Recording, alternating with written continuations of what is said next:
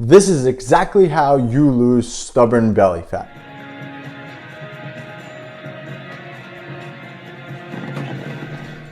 What's up everyone, it's Anthony from AB Fitness Center. Today we're going to be covering the 4 must-dos to losing stubborn belly fat. But before we get rolling, I want to let you know that I'm giving everyone listening to this right now a free 15-minute no-sale phone call with me so we can diagnose your issue and what's going on with your health and fitness to help you get on the right track. I know how difficult it can be, so I want to put someone in your corner and I want to help you get to that next level. So if you're interested in moving and advancing yourself, click that link in the description below.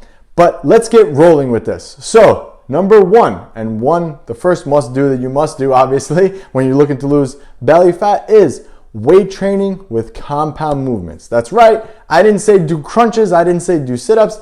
I said you need to be weight training. So remember, when we do weight training, which is things like squats, deadlifts, bench press, big compound movements, not, oh, I went to Orange Theory and used the 5-pound dumbbells in the session. That's not weight training. I'm talking about a structured program.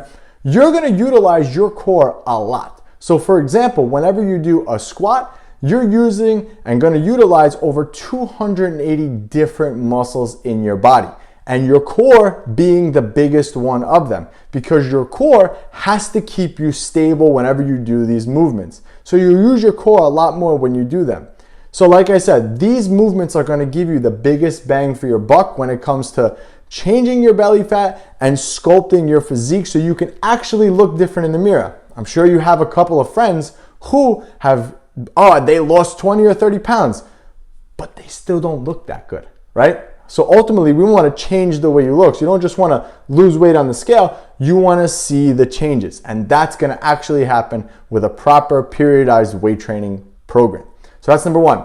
Number two, you need to be eating more protein. Plain and simple, higher protein diets have been shown time and time and again to end up burning more belly fat in the long run, because it takes more calories for your body to break down protein and more energy than regular food. So for example, for every 100 calories of pure protein that you consume, you burn off about 30% of them in digestion alone.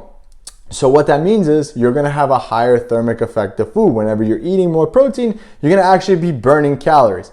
Whereas when you have 100 calories of pure fat, you're only gonna be burning about 10 or so calories. So big difference there. So you need to make sure that you're eating more protein. Plus, protein is more satiating, and as I just discussed in point number one, the more protein that you eat, the more building blocks you have to rebuild back muscle. Now, I know some of you listening to this, you don't want to get bulky, and that's not going to happen, but I'm talking about adding a couple pounds of muscle to your frame is drastically going to alter the way you look. Okay, number three, you need to be tracking your calories. So many people just eat healthy. Oh, I'm eating healthy, and they pick the salad for lunch. And it turns out the salad has more calories in it than the burger and fries. This is why you need a subjective, plain cut and dry system to follow when it comes to your nutrition. Okay, I need to eat X amount of calories every day in order for me to lose belly fat. If you're overeating that, doesn't matter from what form, it doesn't matter if it's from healthy food or not, you're gonna gain weight. It's that simple. You cannot cheat the law of thermodynamics. It's all about calories in versus calories out. So you need to be tracking your calories. If you're not, download myfitnesspal right now and thank me in the next 4 weeks. And number 4, tracking your steps. Yep, that is more important than actually doing cardio. Tracking your steps will allow us and will allow you to really monitor your activity level. Sometimes when we end up going on a diet and we try to lose belly fat, we actually move around less because our metabolism's actually slowed down when we diet, unlike what most people think.